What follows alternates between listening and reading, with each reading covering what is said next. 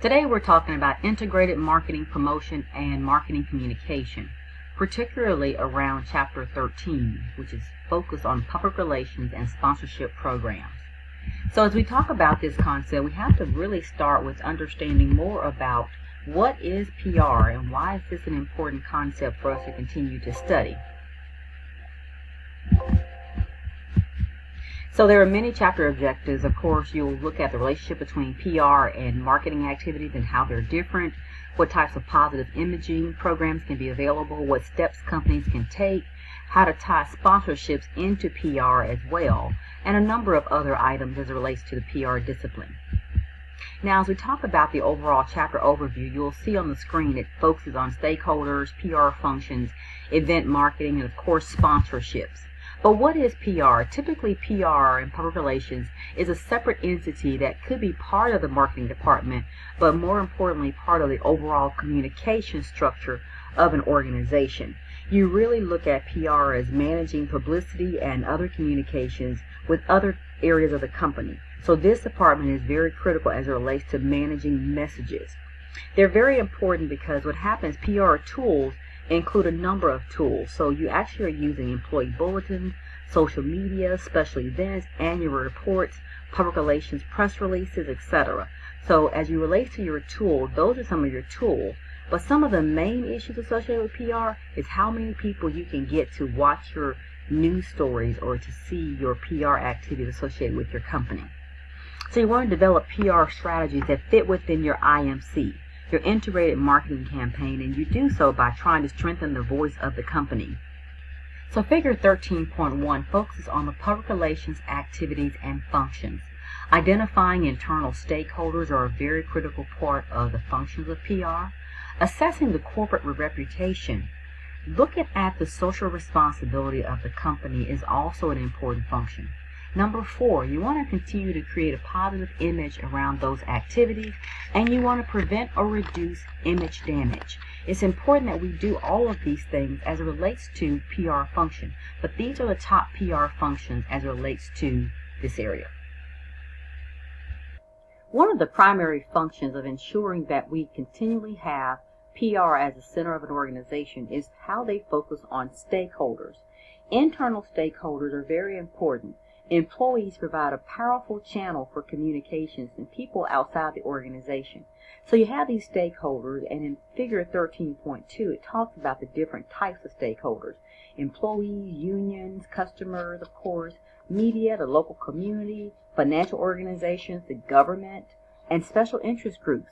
All of those are really critical for internal stakeholders for a company. But you want to keep in mind that these folks have a vested interest in what's going on in the overall organization, and it's important that they are communicated to by PR and PR functions. So we just mentioned about the internal stakeholders, and this is a listing of who some of those people are. Now, when you're assessing the corporate relationships and reputation of a company, you want to keep in mind that the reputation is fragile and very valuable. Negative news or views about the company can derail the organization. Now, I know people think, oh, any publicity is good publicity, but not when it comes to an organization like this. You want to ensure that you're communicating effectively to preserve your relationship. As a matter of fact, the Elderman Trust Barometer reports that 56% of individuals surveyed say they want to trust the business to do the right thing, and currently they do not trust the business to do the right thing. Currently, company actions as well as those of individuals impact the organization's reputation. In this conversation, we're going to continue talking about how we can make sure that PR is at the center of what we do in an organization. Now, activities that affect the company's image can range from image-destroying activities on the left here or image-building activities on the right. So image-destroying activities could be things that are associated with harassment, pollution, misleading communication, deceptive practices, and things that build up a company during these times is, of course, how they empower their employees, charitable giving, sponsoring activities, maybe selling environmental products. Potentially could be opportunities for the companies to grow. But when you think about this, you want to look at the fact that 78% of individuals surveyed said companies that have transparency is very important to them. 72% want companies to fight injustice. 71% believe companies have a responsibility to generate profit. And so you think about how all this relates to the corporate social responsibility piece, and it gives you some idea that this is a continued area for us to grow. Now, there's also information about a new trend of corporate social responsibility, purpose marketing or pro-social marketing. Purpose marketing or pro-social marketing involves advertising that focuses on the values or the behaviors and beliefs about a company. These messages continue to indicate and operate around, what the company is important, what they value as important to them. And so you'll see this and you'll hear this in many other ads. For example, you see this ad that focuses on cause-related marketing or green marketing. And so we'll talk a little more about green marketing in just a few moments. Cause-related marketing could include all these sort of things you see on the screen. You want to partner with a charity, invest into the environment, into the organization of where you are, maybe the ecosystem. You want to support causes that bond. In the past, you can have given money, need the benefit. So it's so many different opportunities as it relates to cause-based marketing. And cause-based marketing ties marketing activities with a charity in order to create goodwill. In the United States alone, businesses pay about $1.5 billion each year for the right to be featured in a nonprofit organization's advertising. So cost-based marketing notes that 78% of consumers are more likely to purchase a brand associated with a good cause. 54% would be willing to pay more for a brand because they think it has a good cause. So cause-based marketing is a good opportunity for us to move the needle and focus on how PR can help us in these respective areas. So there are benefits to the company for doing so. Additional customers, they get increased profits. Consumers, of course, are excited about the goodwill. You can reduce negative PR opinions about yourself when you're having cause-related marketing to be very effective. And then, of course, the benefits for nonprofit organizations is that people see you as a charitable organization they would like to fund. And so there are many benefits in this regard as well. So we do know that companies must also be careful in how they handle publicizing support of the cause. It needs to come off genuine and needs to come off as if this is something that the company truly believes in, not simply an activity just for a short time. There's more information in the chapter regarding green marketing and pro-environmental activity. You can see that when they're surveying individuals about green marketing, what do they care about? They care about trying to save electricity, recycling newspapers, buying products that are made from recycled items. And of course, they continue to see these green products as being benefits for them, but there is also information about that green products can be seen as inferior. So there's conversation around green marketing and how it can be beneficial for a number of organizations, but there's still challenges. So on this slide, you see that the U.S. consumers segmented about their attitudes and support of green marketing. There's a number of information about this in your chapter slide. So I would encourage you to continue to review this information, understand how the market is segmented on their values and what they think about green marketing.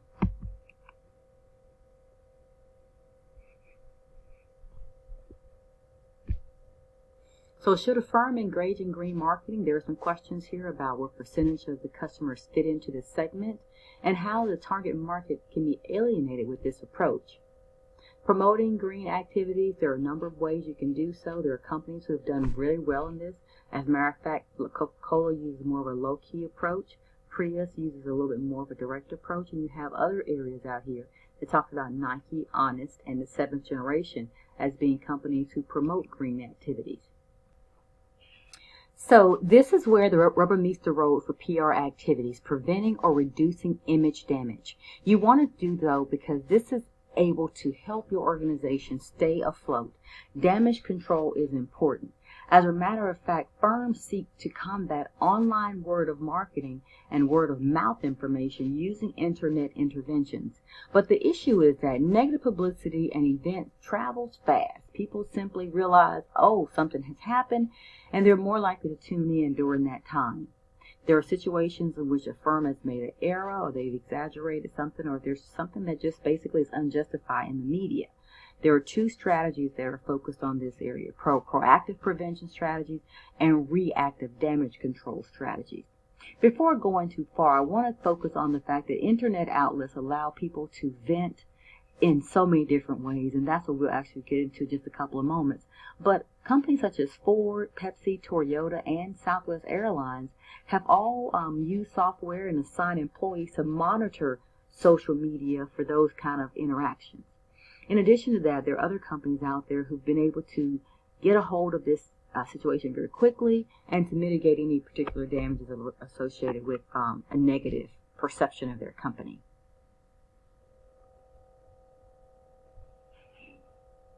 And so proactive strategies, of course, are kind of where we are right now. You want to be proactive when you're thinking about how to manage through this situation.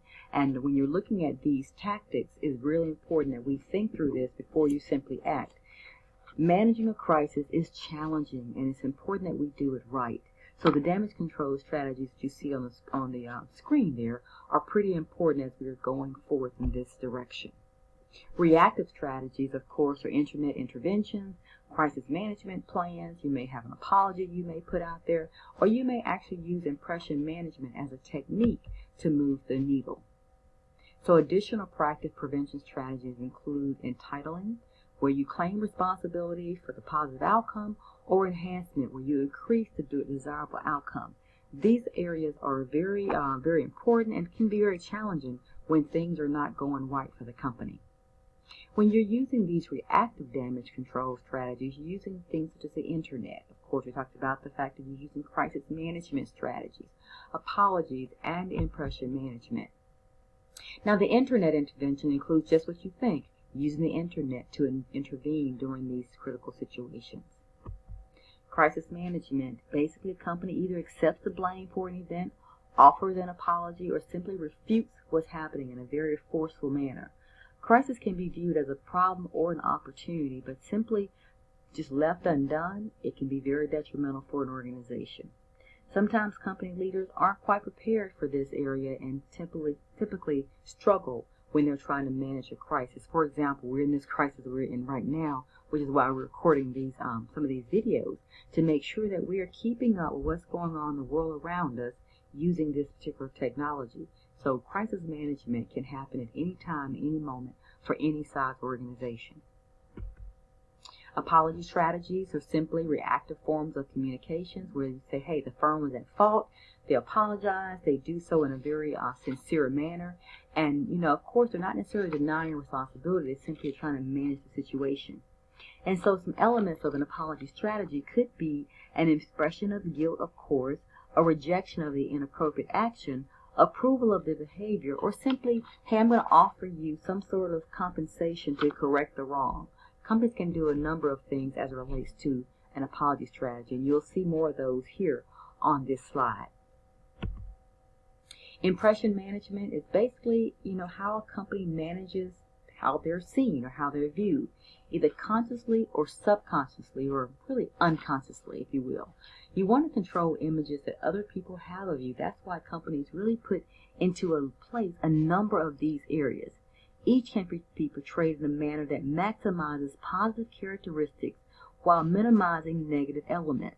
Any event which threatens a person's image or a company's image can be a very unique predicament. So it's important that we think about how to reduce the negative impact on our company early on, preferably before a crisis happens. And impression management is basically how you manage that perception. Now let's talk about sponsorships. There are many forms of sponsorships as it relates to sponsorships for branding, positive feeling, etc. But expenditures associated with it tells you that a number of areas are used for promoting sponsorships. So you see this graph that says 68% of those actual marketing expenditures on sponsorships is related to sports. And then you see how the graph focuses on cause-based marketing, entertainment, and other type of activities. But sporting events are pretty much the lion's share of this area. Give you more information about sports. About 70% of sponsorship is spent on sports. We just saw that. It helps to build brand loyalty, sponsoring cultural events, and it helps also allow us to sponsor TV shows. And so this is not a new area, but it's one that is well used and well defined in marketing. Social media blogs. Of course, you can sponsor bloggers who are really big and really interested in getting people to hear what they have to say. Take a listen to Part B for more information on Chapter 13.